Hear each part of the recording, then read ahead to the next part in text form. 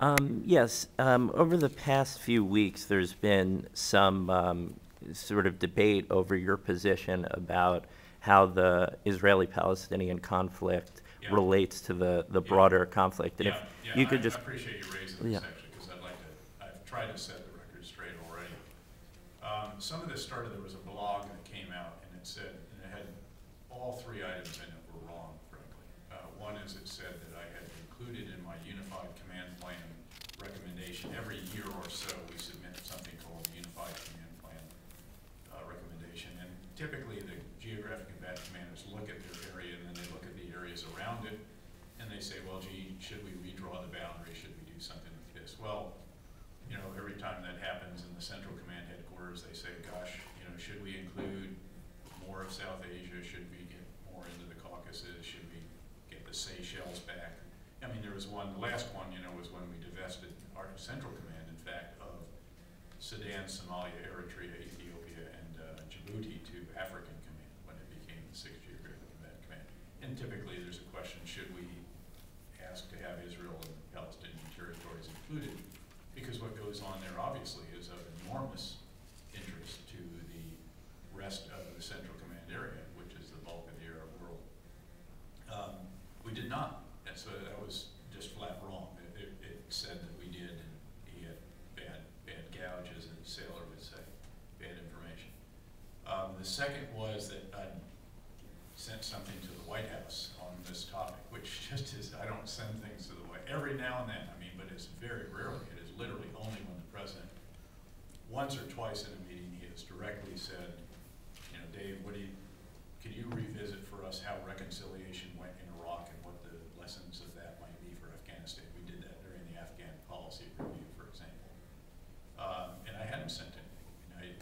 That just was flat wrong as well. And then there's also been, I don't think it was in that one, but there's also been a statement that I made a statement to the Senate, which I did. There's a 56-page document that we submitted that has a statement in it that describes various factors that influence the strategic context in which we operate.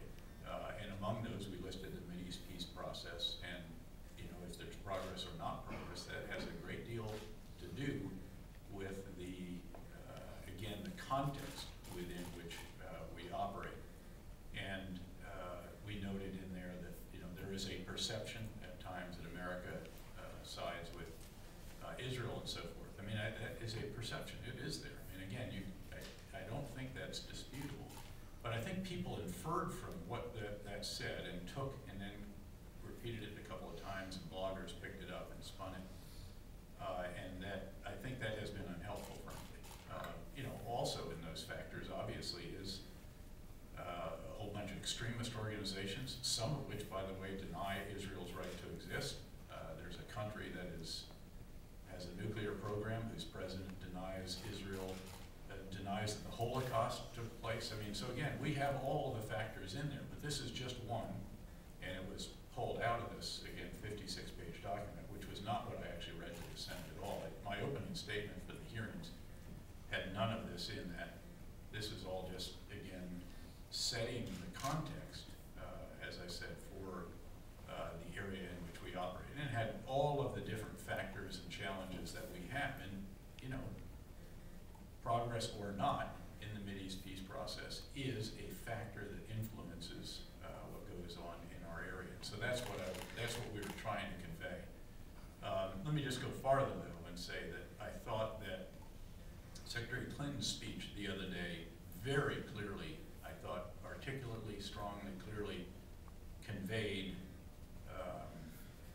obviously, our policy, and that is a policy I strongly support. So, I mean, that I hope would just, I've tried to, I've actually called, in fact, today I called the Chief of Defense Staff of Israel and said, hey, Gabby, this is, you know, and I sent him, in fact, a blog by Max Boot of commentary that tried to set this straight as well. I think he picked apart this whole thing as he typically does, and pretty astutely does. And because there was quite a bit of stuff flying around in the blogosphere, so that's what we've tried to, again, to put to rest. I mean, I guess one of the other claims is just the idea that this perception of the U.S. being too reflexively pro-Israel ultimately puts U.S. lives at risk in. I don't know. There's no mention of lives anywhere in there. That is not in that. I actually reread the statement on the way down here. I'm talking about the 56-page statement, not my opening statement had none of this stuff in it at all. So to say that I quote said this, and then it's been quoted. I mean, op-ed guys have climbed on this and everything else, and because it was in a blog, it doesn't say that at all. I mean, it does make